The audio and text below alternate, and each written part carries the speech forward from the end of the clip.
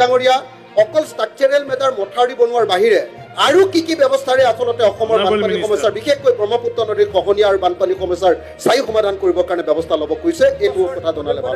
আমি কেন্দ্ৰীয় চৰকাৰক এই বছৰ প্ৰায় 650 কোটি টকাৰ 692 কোটি টকাৰ প্ৰজেক্ট আমি জমা দিছোঁ।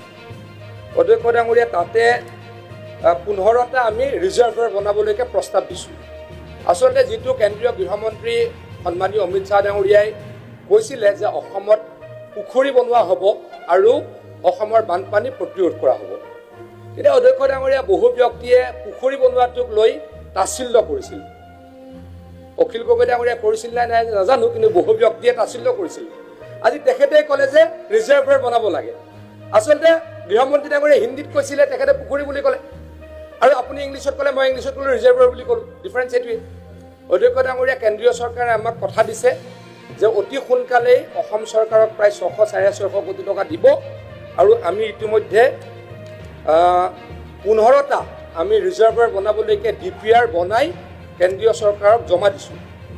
আৰু আমি কেন্দ্ৰীয় চৰকাৰৰ পৰা আশাবাদী, গভীৰভাৱে আশাবাদী যে ধনৰ আবণ্টন পাম আৰু এই ৰিজাৰ্ভাৰসমূহ আৰম্ভ কৰিম পৰ্যায়ক্ৰমে।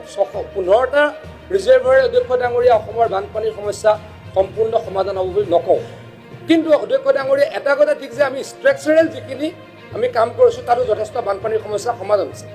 অধ্যক্ষ ডাঙৰীয়া আপুনি যদি আজি ধেমাজিলৈ চাই, তাত 70% বানপানী নাইকিয়া হৈছে।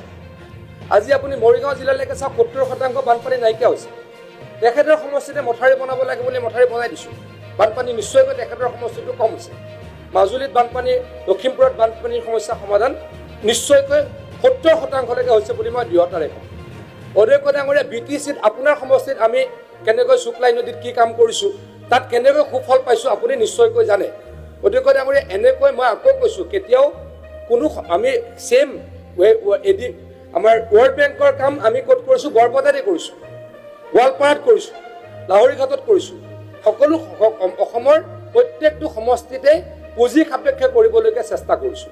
অধ্যক্ষ ডাঙৰীয়া অকল আমি ষ্ট্ৰাকচাৰেল কাম কৰিয়ে বানপানীৰ সমস্যা সমাধান কৰিবলৈ, মথাউৰি বনাই বানপানীৰ সমস্যা সমাধান কৰিবলৈকে বিচৰা নাই, অন্য কামবিলাকো কৰিছোঁ।